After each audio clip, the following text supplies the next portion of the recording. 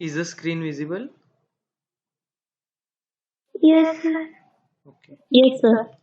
So now what we had seen, that is the primary standard substances and what are the basic requirements when we are talking about primary standard substances, selection of primary standard substances for your volumetric analysis. अब हम देखेंगे what are secondary standard substances. Okay, these are the substances used for standardization and whose concentration has been determined by comparison with the primary standards. Okay, secondary standard substance क्या होते हैं in basic या simple language में अगर बोला जाए तो secondary standard substances are the substances जिसका स्टैंडर्डाइजेशन प्राइमरी स्टैंडर्ड सब्सटेंस की मदद से हुआ है, हम उसको सेकेंडरी स्टैंडर्ड सब्सटेंस बोलते हैं. ओके, स्टैंडर्डाइजेशन मतलब क्या कि उसको हम ने किससे कंपेयर किया, प्राइमरी स्टैंडर्ड सब्सटेंस से कंपेयर किया. ओके, और हमने फिर बताया कि ये सेकेंडरी स्टैंडर्ड सब्सटेंस का ये कॉन्सेंट्रेशन है कंपैरिजन के बाद. ओके, तो प्राइमरी से कंपेयर करने के बाद, प्राइमरी की मदद से स्टैंडर्डाइज होने के बाद जो स्टैंडर्ड सब्सटेंसेस मिलते हैं हम उनको सेकेंडरी स्टैंडर्ड सब्सटेंसेस बोलते हैं.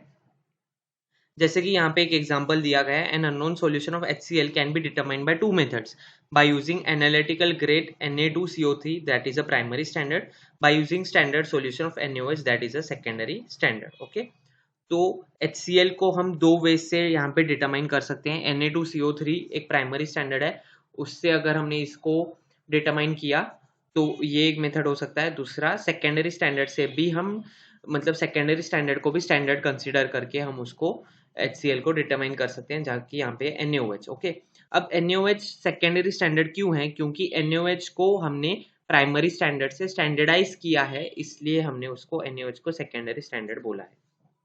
I hope this is clear. बहुत ही ईजी है, ज़्यादा कुछ कॉम्प्लिकेटिंग नहीं है.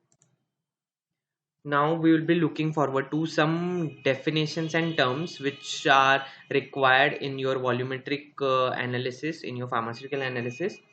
तो कुछ definitions and terms हम यहाँ पे discuss करने वाले हैं. तो वॉल्यूमेट्रिक और टाइट्रीमेट्रिक एनालिसिस जो है वो क्या है, it consist of determination of volume of solution of accurately known concentration required to react completely with the solution of substance to be determined. देखो मैंने जैसे आपको बताया कि ये क्या है, हम ना ये डेफिनेशन को तोड़ते हैं पार्ट्स में तो आपको बहुत इजीली समझ में आएगा. वॉल्यूमेट्रिक और टाइट्रीमेट्रिक एनालिसिस में क्या होता है, it consist of determination of volume of solution. हम इसमें क्या डिटरमाइन करते हैं, सॉल्यूशन का volume of accurately known concentration required. किसका वॉल्यूम हमें पता चलता है, जिसका हमें कॉन्सेंट्रेशन एक्यूरेटली पता है. ओके, उसका हम वॉल्यूम फाइंड करते हैं. Required to react completely with the solution of substance to be determined. मतलब क्या, देखो एक तो सॉल्यूशन, एक सब्सटेंस का सॉल्यूशन है जिसके बारे में हमें कुछ पता नहीं है, उसके बारे में हमें डिटरमाइन करना है. दूसरा, हमारे पास एक स्टैंडर्ड सॉल्यूशन है जिसका हमें कॉन्सेंट्रेशन पता है. अब वो जो कॉन्सेंट्रेशन पत्ता वाला हमारे पास जो सॉल्यूशन है, वो उसका वॉल्यूम कितना लग रहा है इस सब्सटेंस, जो अननोन सब्सटेंस है, उसको रिएक्ट करने के लिए, वो वॉल्यूम हम डिटरमाइन करते हैं आपके वॉल्यूमेट्रिक या टाइट्रीमेट्रिक एनालिसिस में. ओके, कंप्लीट रिएक्शन होने के लिए कितना वॉल्यूम ऑफ स्टैंडर्ड सब्सटेंस लग रहा है. जैसे कि आपने वो प्रैक्टिकल परफॉर्म किए होंगे जिसमें आपके पास क्या होता है, टाइट्रेशन में देखा है आपने, ये इसको क्या बोलते हैं. और यहाँ पे हम एक कोनिकल फ्लास्क यूज करते हैं, स्लाइटली पिंक कलर तक आने तक हम इसमें drop by drop solution add करते हैं. इसको क्या बोलते हैं, हेलो, इसको बोलते हैं ब्यूरेट और इसको कोनिकल फ्लास्क. ठीक है, इसमें हम क्या डालते हैं, ब्यूरेट में आपका होता है स्टैंडर्ड सॉल्यूशन. ओके, और इसमें होता है अननोन सॉल्यूशन. तो स्टैंडर्ड सॉल्यूशन का कितना वॉल्यूम लगा, फॉर एग्जांपल यहाँ से ऊपर से कुछ 20 ml लगा, तो ये वॉल्यूम हम डिटरमाइन करते हैं स्टैंडर्ड सॉल्यूशन का कितना लगा. ये जो नीचे अननोन सॉल्यूशन है इसके साथ कंप्लीटली रिएक्ट होने के लिए वो वॉल्यूम हम डिटरमाइन करते हैं इस एनालिटिकल प्रोसीजर में, इसलिए हम उसको वॉल्यूमेट्रिक या टाइट्रीमेट्रिक एनालिसिस बोलते हैं. I hope this is clear to everyone. Next हम जाएंगे स्टैंडर्ड सॉल्यूशन के पास. तो जैसे हमने देखा, the solution of accurately known concentration is known as the standard solution. Next है टाइट्रेट और टाइट्रेंड. ओके, इस पे एमसीक्यू आ चुका है जीपैट में. टाइट्रेट या टाइट्रेंट क्या होता है, the solution of unknown concentration and the substance being titrated is called titrate. Okay, जो अननोन है उसको टाइट्रेट बोलते हैं, जो सब्सटेंस टाइट्रेट हो रहा है उसको हम टाइट्रेट बोलते हैं, जो अननोन है। ओके, टाइट्रेंट मतलब क्या, the solution of known concentration is known as titrant. Okay, which is used in the titration, usually added from burette। Burette में जो होता है वो टाइट्रेंट होता है, कोनिकल फ्लास्क में नीचे जो होता है वो आपका टाइट्रेट होता है, जो अननोन होता है उसको भी हम टाइट्रेट बोलते हैं। टाइट्रेंट मतलब जो स्टैंडर्ड है, नोन है वो। Okay, next is equivalence point और स्टिचियोमेट्रिक एंड पॉइंट। ये दो डेफिनेशंस पे जीपैट में क्वेश्चन आ चुका है पहले भी, एकदम बेसिक इजी क्वेश्चंस आते हैं जीपैट में, ये दोनों पे भी क्वेश्चन आ चुका है। ओके, इक्विवेलेंस पॉइंट और स्टोइचियोमेट्रिक एंड पॉइंट जो है मतलब क्या, उसकी हम डेफिनेशन देखते हैं। The point eight which the reaction between titrant and titrate is just complete. Okay, जब रिएक्शन जस्ट कंप्लीट होती है उस पॉइंट को हम बोलते हैं equivalence point. Okay, next is indicator. Indicator आपने सुना होगा, आपने डाला भी होगा, ये ब्यूरेट वाली जो प्रैक्टिकल आपने की होगी उसमें आपने फिनोप्थेलिन इंडिकेटर, यहाँ बहुत सारे इंडिकेटर यूज किए होंगे, तो वही इंडिकेटर है यहाँ पे।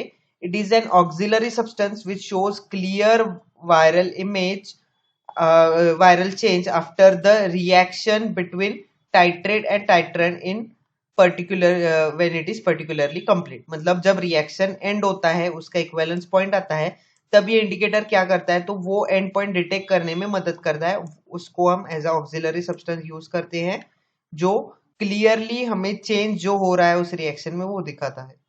Next is titration error. Okay, in practice very small difference between theoretical endpoint and actual endpoint usually that is across, this is called as a titration error।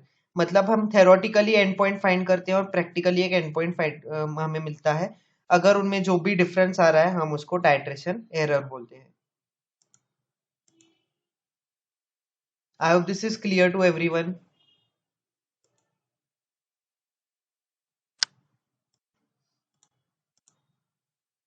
आगे की डेफिनेशन हम देखते हैं, तो the next definition is true value. Actual और correct value is consider as true value. Titration में जो actual या करेक्ट वैल्यू होती है उसको हम ट्रू वैल्यू बोलते हैं। True values are known only when we count objects और when a quantity is assigned as a particular value. Okay, मतलब क्या है, कोई क्वांटिटी है उसका हमें पर्टिकुलर वैल्यू पता है, हम उसको ट्रू वैल्यू बोल सकते हैं। In other cases true value of a quantity is never known. Okay, true value किसी क्वांटिटी का नहीं पता, जब हम अननोन सब्सटेंस बोलते हैं, जब हमारे पास नोन सब्सटेंस है तो हमें उसका ट्रू वैल्यू, उसका क्वांटिटी, उसका कॉन्सेंट्रेशन हमें पता होता है। The next is standard value. Standard values are representative values based on experience record of the process. मतलब ये प्रोसेस पहले भी परफॉर्म्ड है, उसमें इन्होंने ये स्टैंडर्ड लिया है, तो वही अगर वैल्यू हम ले रहे हैं तो हम उसको स्टैंडर्ड वैल्यू बोलते हैं। If an expert using a suitable method and a good quality apparatus carefully determine the percentage value, then it is called a standard value। जैसे कि आपने सब चीजें एकदम एक्यूरेटली की उसमें प्रोसीजर में, तो आपकी जो भी वैल्यूज होंगी, जो भी नॉन चीजों की होंगी, उसको आप स्टैंडर्ड वैल्यू क्लेम कर सकते हो। The next is observed value. The observe value is the value actually measured in the experiment is perform. जब आप एक्सपेरिमेंट परफॉर्म करोगे तो आपके पास जो भी रिजल्ट्स आएंगे, जो भी आपके ऑब्जर्वेशन होंगे, हम उसको ऑब्जर्व वैल्यू बोलते हैं आपके इसमें व्हाट यू से टाइट्रेशंस में। तो ये हो गई आपकी definitions, terminologies in your volumetric methods of analysis. Now जैसे कि we are left with only 5 minutes, हम क्या करते हैं, एसिड बेस टाइट्रेशन क्या है उसका बेस देख लेते हैं, एंड आज क्या क्या देखा उसका थोड़ा रिवीजन कर लेते हैं, और बाकी का हम नेक्स्ट सेशन में लेंगे। तो फर्स्ट जो हम आज देखने वाले थे, मतलब एसिड बेस टाइट्रेशन, उसका हम इंट्रोडक्शन देखते हैं कि क्या है एसिड बेस टाइट्रेशन। ओके, तो ये बेसिक जो भी इंफॉर्मेशन था अबाउट योर वॉल्यूमेट्रिक एनालिसिस वो कंप्लीट हो चुका है, and now we are heading towards acid base titrations. So when we are talking about acid base concepts, okay, तो acid base concepts, acid base theories आपने सुनी होगी, ठीक है, तो वो सब यहाँ पे, तो acid base concepts में हम देखेंगे an acid base titration, or it is also known as neutralization titration, is based upon the chemical reaction between an acid and a base। एक एसिड और एक बेस के बीच में जो रिएक्शन होती है उसको हम एसिड बेस टाइट्रेशन या न्यूट्रलाइजेशन टाइट्रेशन बोलते हैं, जब हम उसकी ये रिएक्शन की मदद से कोई टाइट्रेशन परफॉर्म कर रहे हो। Several acid-base theories have been proposed to explain or classify acidity और basicity properties of substances. बहुत सारी एसिड बेस थेरीज हैं जैसे कि अरेनियस, लुइस ब्रॉन्स्टेड, ये वो जो भी थेरीज हैं जो भी साइंटिस्ट ने हमें दी हैं, वो बहुत सारी थेरीज प्रपोज्ड है जिससे हमें एसिड क्या है बेस क्या है वो हमें उस थेरी से पता चलता है। Most familiar theory is the Arrhenius theory, but it's applicable only to water. जब एसिड और बेस वाटर फॉर्म में होते हैं, सॉल्यूशन फॉर्म में, तो Arrhenius theory वहां पे एप्लीकेबल होती है, नहीं तो नहीं होती। Other theories are more general and are applicable to other solvents. तो बाकी जो theories है वो ज्यादा जनरलाइजेबल है एंड वो बाकी सॉल्वेंट्स को भी एप्लीकेबल होती है, सिर्फ वाटर को नहीं। तो हम सब theories नेक्स्ट सेशन में देखेंगे, जैसे कि अरेनियस थेरी है, ब्रॉन्स्टेड लॉरी थेरी है, लुइस थेरी है, तो ये सब हम नेक्स्ट सेशन में देखने वाले हैं। एज ऑफ नाउ हम क्या करेंगे, हम आज का जो सेशन है वो एंड करेंगे। हम जस्ट पहले रिवाइज करेंगे आज हमने क्या क्या देखा एंड देन विल एंड। तो फार्मास्यूटिकल एनालिसिस के अंडर हमने स्टार्ट किया था वॉल्यूमेट्रिक एनालिसिस। रिक्वायरमेंट जो है केमिकल रिएक्शन की वॉल्यूमेट्रिक एनालिसिस में, वो बेसिक रिक्वायरमेंट्स क्या क्या है वो हमने देखी। फिर इसका क्लासिफिकेशन देखा, इसमें हमने 5 टाइप्स देखे वॉल्यूमेट्रिक मेथड्स ऑफ एनालिसिस के: aqueous, acid base, non aqueous, precipitation, complexometric and redox titration. उसके बाद ये क्लासिफिकेशन जो भी है, ये जो टाइप्स थे, इन सबको डिटेल में हमने थोड़ा बहुत स्टडी किया। उसके बाद methods of expression of concentration में हमने normality, percent concentration, molar concentration, molar concentration देखा। प्राइमरी एंड सेकेंडरी स्टैंडर्ड्स देखे, primary standard substances, secondary standard substances देखे, कुछ इंपॉर्टेंट डेफिनेशंस एंड टर्म्स देखे विच आर वेरी इंपॉर्टेंट, जिस पर जीपैट के क्वेश्चन भी आ चुके हैं। And then we were heading towards the acid base titration, जो कि हम नेक्स्ट सेशन में देखने वाले हैं।